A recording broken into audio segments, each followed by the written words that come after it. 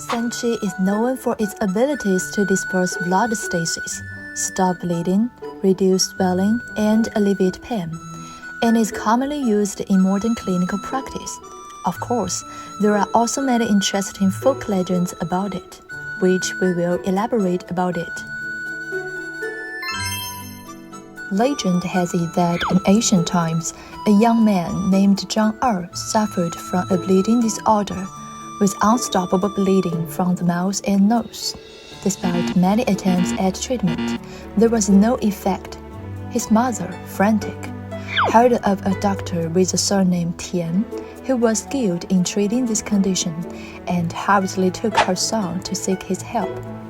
Upon examination, Dr. Tian immediately gave Zhang Er a type of medicinal powder. After taking the medicine, Zhang Er quickly went from critical to safe. Amazed by the medicine, he asked the doctor for some seeds of the medicinal herb to plant in his own field.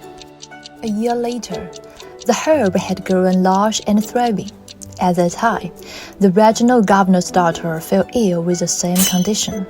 To curry favor with the regional governor, Zhang Er claimed he had a miracle medicine that could cure his daughter's bleeding disorder.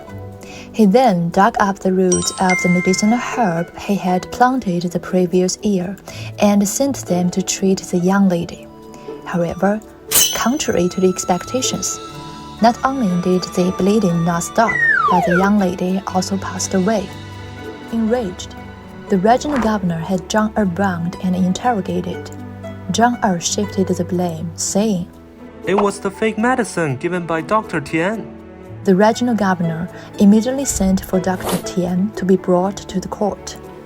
Dr. Tian, with no other resource, explained to the regional governor, "This herb can treat various bleeding disorders, but it must be grown for 3 to 7 years to be effective.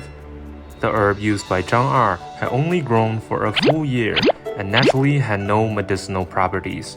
Hence, it could not save the young lady." With that, he snatched a sharp blade from an officer's hand, cut his own thigh, and blood gushed forth.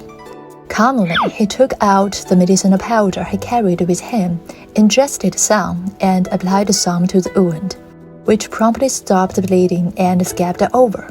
Everyone present was stunned. The regional governor had no choice but to release Dr. Tian to ensure that future generations remember this painful lesson in medication. People quickly named this herb 3-7 in Chinese pronounced as Sanchi, indicating that it must grow for 3 to 7 years before it can be used medicinally. And because the doctor's surname was Tian, it was also called Tian's 3-7.